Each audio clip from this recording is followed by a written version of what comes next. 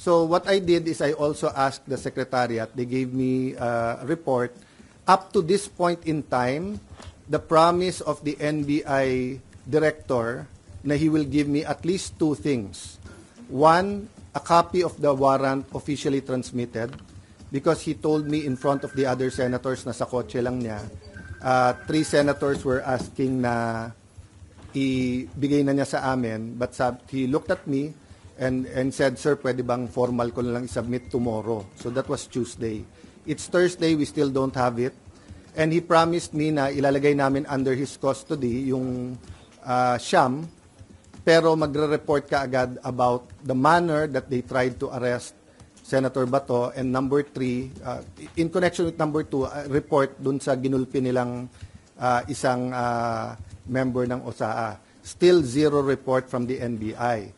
So I'd like to clarify to everyone, we did not arrest Senator Bato.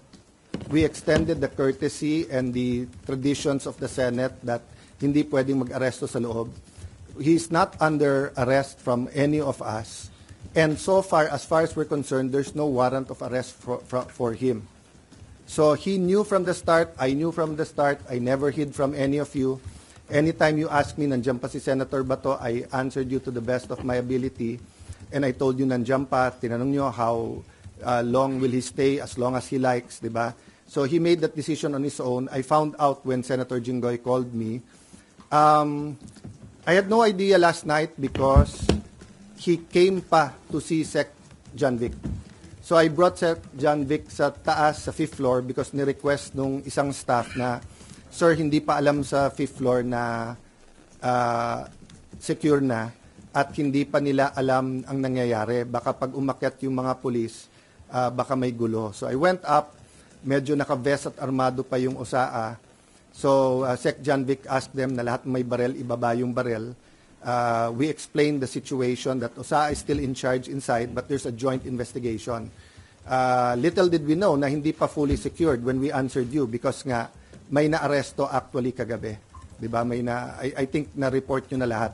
So I just promised Sec John Vic that I'll wait for his report and that siya magsasabi sa details para nga walang miscommunication or accusation.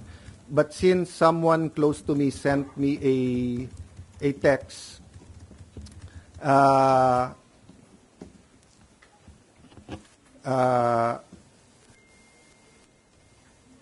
kasi meron nag-send sa akin ito, PNP confirms Browner's statement that 30 shots were fired. All of them came from the Senate, from Cayetano security guard. So first of all, I don't have a security guard. If they're talking about the blue guard, wala akong kasamang security guard.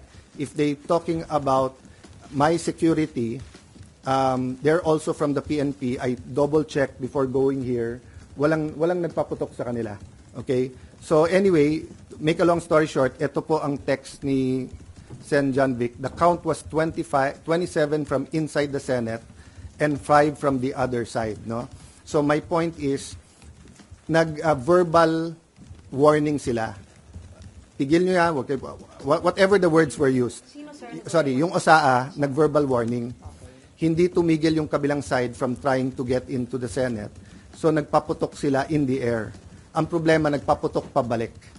So eto, whoever the perpetrators was, di ba? Kasi nga, last night, bago umalis si Sec Remulla, sabi niya, so far they saw 1 bullet. So syempre, nakita ko yung mukha ng OSAA, that's not possible. So someone showed me the video and Mayan nga told me may live nga, di ba? So sinabi ko lang na, Sec, can you allow the OSAA to go inside the kabilang building para may sarili namin investigation?